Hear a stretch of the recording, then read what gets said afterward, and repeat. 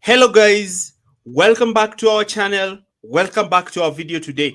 This is a match review. I was supposed to do an immediate live stream after the video, but I was not at home. I had actually gone to watch the game outside there. But I watched the game, and what do I have to say about this game? This was a very needed result. I know probably some expected a thrashing, and as I told you when I was predicting the game, I hate to say that I told you so, but I always told you that we are very good at home against Everton. The problem is not playing Everton at home. The problem is playing Everton away and winning. That's where the problem is. At home, we have only lost two games this season, the first game against Manchester City and the game against Fulham. If we probably polished our away form, we would have been flying. We would have been flying. But it was a 1-0 victory. And in my opinion, if we can score 4 goals, concede none, if we can score 4 goals, concede none, a goal each game in the remaining 4 games, I'd take that. I'd take that because what matters now for Chelsea is the 3 points. It is the 3 points. We just need to keep clean sheets. We need 4 clean sheets. 4 clean sheets. And we'll be okay to go.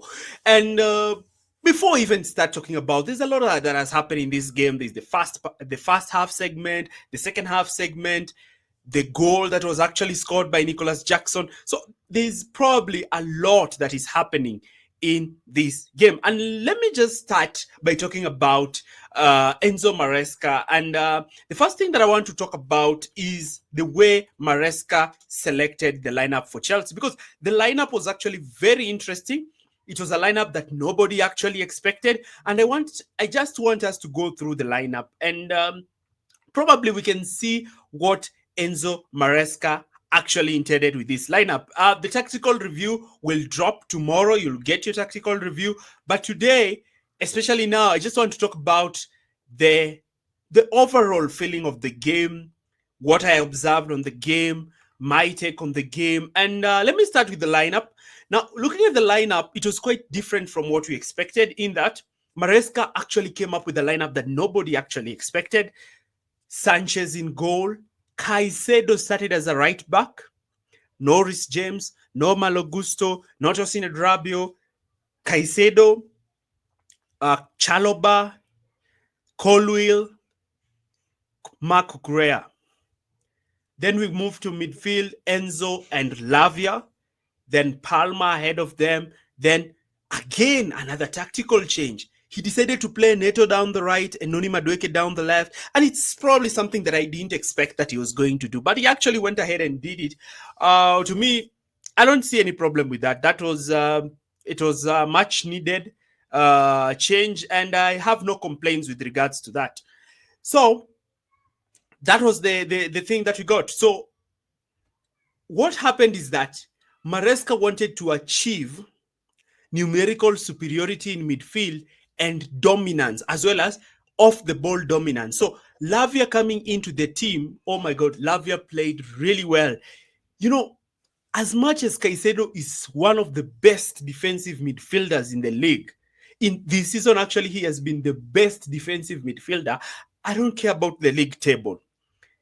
Even if Chelsea have underperformed because Chelsea have not scored the number of goals they're supposed to score.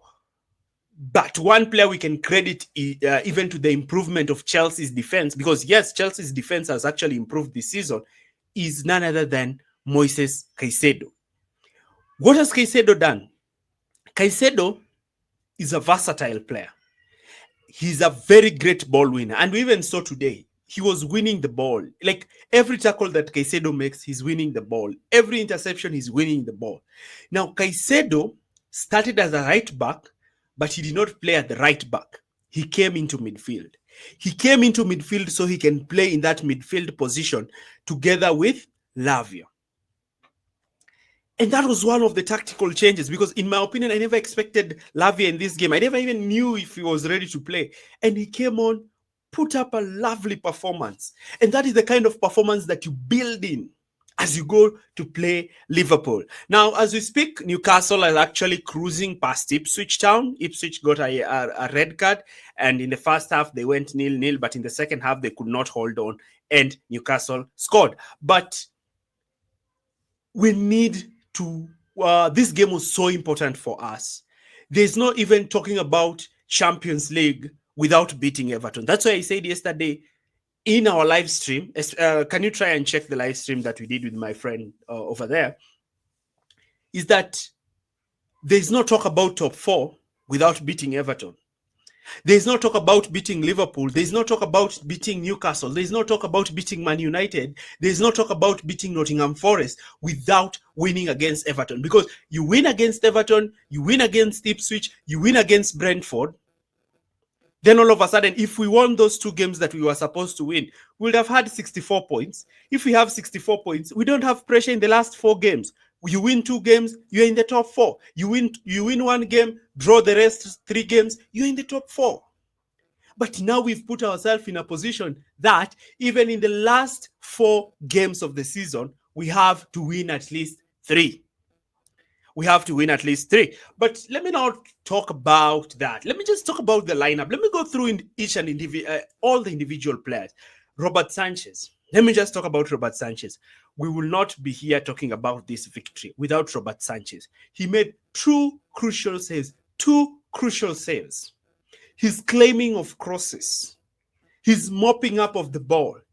Those 2 saves won us points. And I have to say this, let me cut Sanchez some slack. There are some games this season where Robert Sanchez has actually won us the points. And that's the reality. As much as he has cost Chelsea points, there are some games that he has won us points. And after he shaved his hair, I've not seen the clumsy Sanchez. In the past games, he has been very solid. And today, he stepped up, gave those 2 remarkable saves that actually saw Chelsea bag all the 3 points and keep the clean sheet that we heavily need in this game. Now, Caicedo will come into midfield with Lavia, and they will give that balanced midfield. Those 2 players ahead of the ball. That's why there's that time in the first half where we kept on passing the ball at the edge of Everton. They win the ball, we counter press, win that ball back. They win the ball, we counter press, we win that ball back. We were winning the ball so much in the first half that I was actually so impressed. Even the commentators could say, wow, Chelsea are so good. And that could only be achieved because you have 2 ball winners ahead of that defense. Cucurella played as a right-sided centre-back, and another versatile player. Can play forward, can play wide, can play as a wide centre-back, can play as an inverted full-back. These are the kinds of things that you really need in players. Jackson, he scored a goal. He has now hit double digits. He has 10 goals now. Probably he should aim at scoring 4 extra goals so that he can maintain the tally that he had last season and justify his position as Chelsea's leading striker.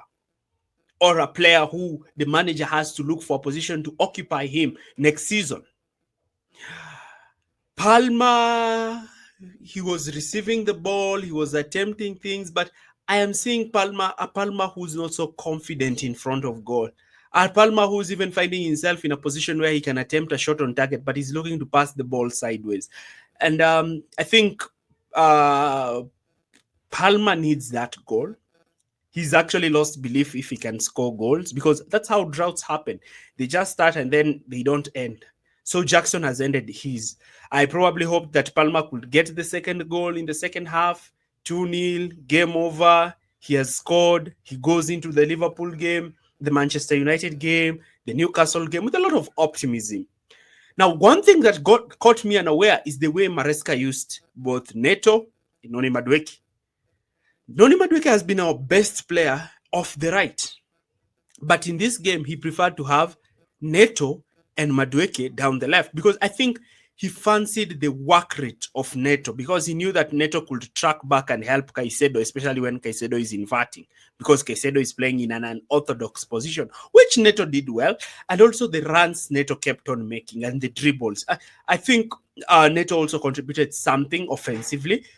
Down the left, also Noni Madueke was good, was okay. I think though he had some opportunities where he attempted shots on target, which that's something that I like about Madueke because, as I always say, the only way you can win games, the only way you can try to score goals is if you have shots on target.